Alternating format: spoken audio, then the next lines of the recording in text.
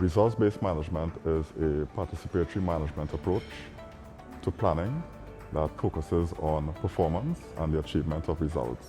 It's a management approach that helps us shift the focus away from activities and more towards results and the real change that has been effected on the ground in our member states.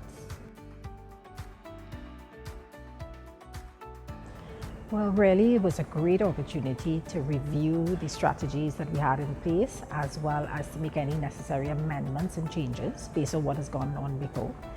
We also got this great opportunity to brainstorm on ideas and new looks and ways of doing the same set strategies.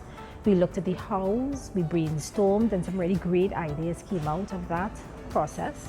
And what was more interesting was the collective contributions of everyone across the board in that face-to-face environment, which we haven't had for so long. This strategic plan and results-based management meeting has been most impactful and beneficial to me as head of department of vector-borne diseases, because it teaches and gives orientation as to how we can use the data of today to guide the design and implementation of interventions of tomorrow.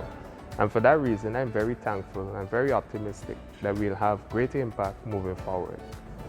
For me, the most beneficial aspect of the training as it relates to the results-based management and strategic planning is particularly where we had to work through the strategic objectives and to think about if they remained relevant and how we can prioritize as well as strategize what approaches are needed to meet those objectives. The aspect of the training that was most beneficial for me was the group activity we did on the strategic positioning, programming, partnership and collaboration and coordination.